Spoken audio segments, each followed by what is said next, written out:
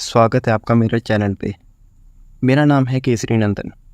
आज मैं लाया हूँ एकदम new anime zombie 100 bucket list of the dead. नाम से पता लग चुका होगा कि ये एनीमे ज़ॉम्बी से रिलेटेड होगा। एपिसोड 1।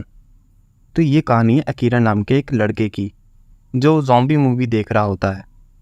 हीरो ज़ॉम्बी से बचने के लिए शहर में भाग रहा है और कह रहा है कि ये जगह एक जीता जागता जानूम है।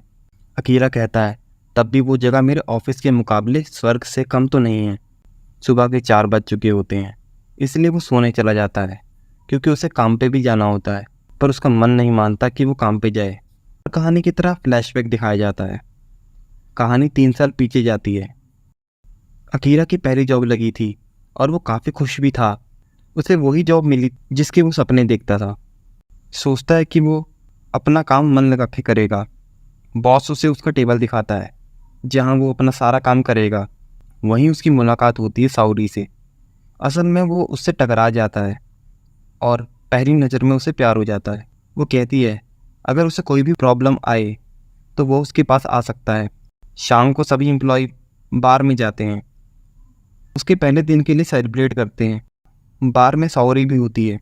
अकीरा सोचता है वो पूरे मन से अपना काम करेगा और साउरी को इम्प्रेस करके रहेगा।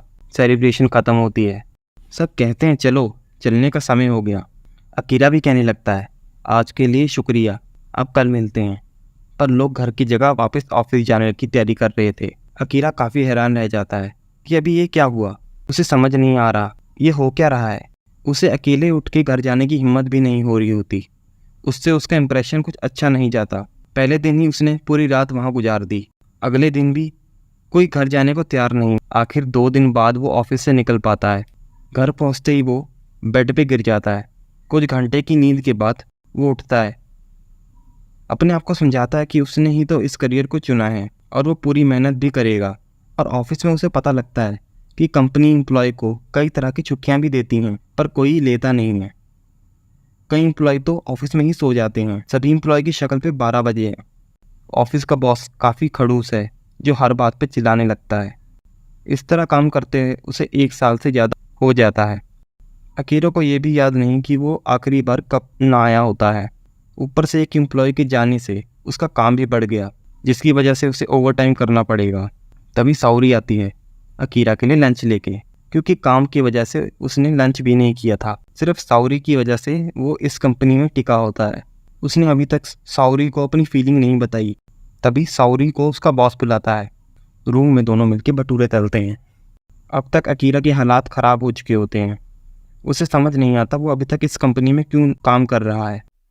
अगर वो ये जॉब छोड़ दे तो क्या पता दूसरी कंपनी इससे भी बुरी निकली तो क्या करेगा वो। ऑफिस में जो भी कुछ हो रहा था उससे वो तंग आ चुका है और कभी कभी उसका मन खुदकुशी करने तक पहुंच जाता है।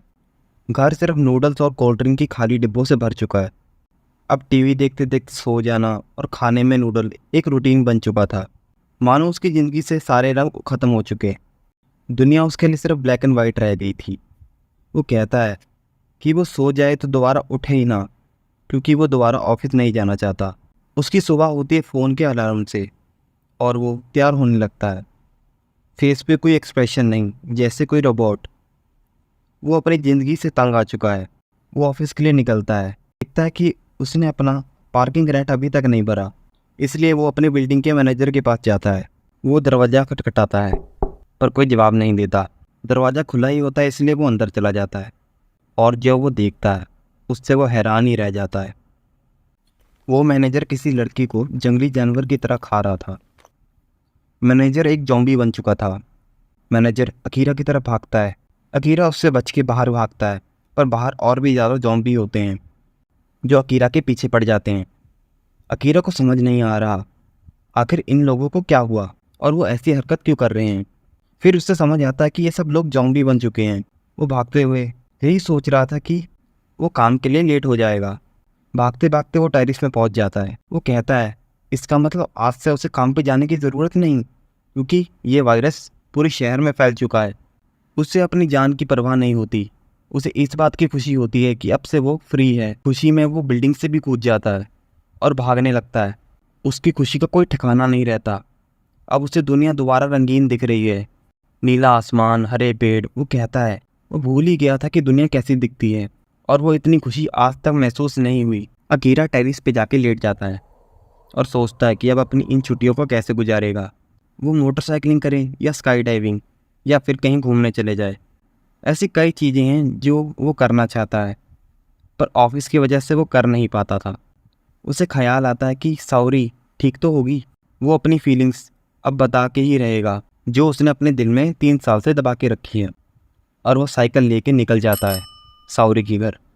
पूरा जापान ज़ॉम्बी से भर जाता है। साउरी के घर के बाहर पहुंचने के बाद वो सोचता है साउरी उसे गलत तो नहीं समझेगी, पर वो हिम्मत करके डोर बेल बजा देता है। दरवाज़ा खुला ही होता है। घर में एक आदमी के जूते पड़े थे और वो जूते उसके बॉस के थे।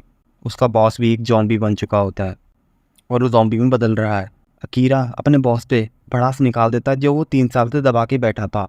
वो कहता है अब वो ये जॉब नहीं करेगा और अपने बॉस को खिड़की से धक्का दे देता है। जब वो पीछे मुड़ के देखता है तो साउरी उसके पीछे ही खड़ी होती है, पर वो भी ज़ॉम्बी बन चुकी होती है। अकीरा को काफ़ी दुख होता है। अकीरा के आंसू निकल जाते हैं, पर वो तब भी उस ज़ॉम्बी साउरी को अपनी फीलिंग्स बता देता है। साउरी उस पर हमला करती है। अकीरा भागते हुए कहता है अलविदा मेरे पहले प्यार। शाम को ग्रोसरी शॉप के बाहर बैठ के वो कहता है कि अब उसे काम पे नहीं जाना पड़ेगा, जो एक सपने की तरह है। वो सोचने लगता है शायद वो आज ही मर जाए या 60 साल बाद, पर कभी भी किसी को भी समय नहीं मिलता उन चीज़ों को करने का जो वो सब करना चाहते हैं। वो दुकान में जाता है और एक डायरी निकालता है। उसमें 100 ऐसी चीज़ों की लिस्ट बनाता है जो वो मरने से पहले करना चाहता है। तो ये एपिसोड यहीं ख़त्म हो जाता है।